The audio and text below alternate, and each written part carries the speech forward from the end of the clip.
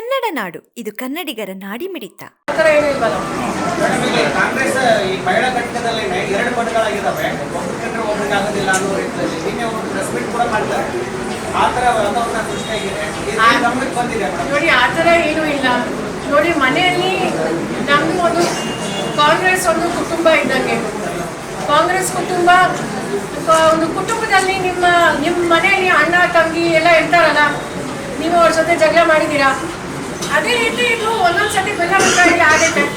ಆ ರೀತಿ ನಾನು ಸಮಸ್ಯೆ ಸಣ್ಣ ಪುಟ್ಟ ಆಗಿರುತ್ತೆ, ಅದು ಎಲ್ಲ ಸರಿ ಹೋಗಿದೆ. ಅದ್ರಲ್ಲಿ ಏನು ತಲೆ ಕೆಡಿಸ್ಕೊಳ್ಳೋದು. ಸಣ್ಣ ಪುಟ್ಟ ಅಂದ್ರೆ ಒಳಗಡೆ ಸಣ್ಣ ಪುಟ್ಟ ಸಣ್ಣ ಪುಟ್ಟ ಅಂತ ಹೇಳೋದಿಲ್ಲ ಮೇಡಮ್. ನೀವು ಜಿಲ್ಲಾ ರಾಜ್ಯಾಧ್ಯಕ್ಷರನ್ನ ಕಾರಣಕ್ಕೆ ಪ್ರಶ್ನೆ ಕೇಳ್ತಿರೋದು.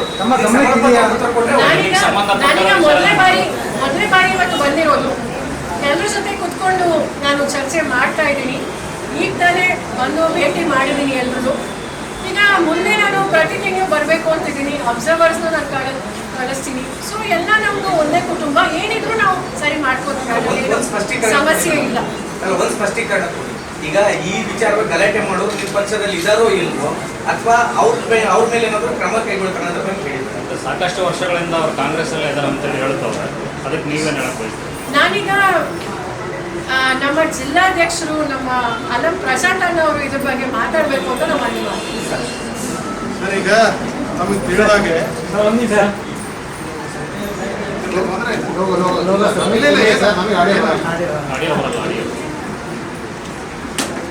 ಈಗ ಇದು ಪಕ್ಷದಲ್ಲಿ ತಮಗೆಲ್ಲ ತಿಳಿದಂಥ ಮಾಹಿತಿಗಳು. ಫಸ್ಟು ನಾವು ಕೂಡ ಯಾವುದೇ ಪ್ರೆಸ್ ಮೀಟಿಂಗ್ ಹೋದರೂ ಕೂಡ ಯಾರು ಮಾಡ್ತಾ ಇದ್ದಾರೆ, ಇಲ್ಲಿಂದ ಮಾಡ್ತಾ ಇದ್ದಾರೆ ಅನ್ನೋದು ಕೂಡ ತಿಳ್ಕೊಬೇಕಾಗ್ತದೆ. ಈಗ ನಮ್ಮ ಪಕ್ಷದವರು ನಮ್ಮ ಮೇಲೆ ಮಾಡ್ತಾ ಇದ್ದಾರಾ, ಯಾರು ಮಾಡ್ತಾ ಇದ್ದಾರೆ ಅಂತ ನೀವು ತಿಳ್ಕೊಬೇಕು ಫಸ್ಟ್. ನಾವು ಯಾರ ಮೇಲೆ ಮಾತಾಡೋಕ್ಕಾಗಲ್ಲ, ಯಾರ ಬಗ್ಗೆನೂ ನಾವು ಭಿನ್ನಾಭಿಪ್ರಾಯ ಇಲ್ಲ. ಯಾರೇ ಬಂದರೂ ಕೂಡ ನಮ್ಮ ಪಕ್ಷದಲ್ಲಿ ನಾವು ನಮ್ಮ ಸಿದ್ಧಾಂತ, ನಮ್ಮ ಐಡಿಯಾಲಜಿಯಿಂದ ಬರ್ತಾರಂದರೆ ಕರ್ಕೊಳಕ್ಕೆ ಸಿದ್ಧ. ನಾವು ಯಾರೇ ಬಿಟ್ಟು ಹೋಗಿರ್ಬೋದು, ಬರ್ತಾರಂದ್ರೆ ನಾವು ಕರ್ಕೊಳಕ್ಕೆ ಸಿದ್ಧ. ಈಗ ನೀವು ಯಾರು ಪ್ರೆಸ್ ಮೀಟ್ ಮಾಡಿದಾರೆ ಅವ್ರಿಗೆ ಕೇಳಬೇಕು, ಅವ್ರ ಪಾರ್ಟಿದಲ್ಲಿದ್ದಾರಾ.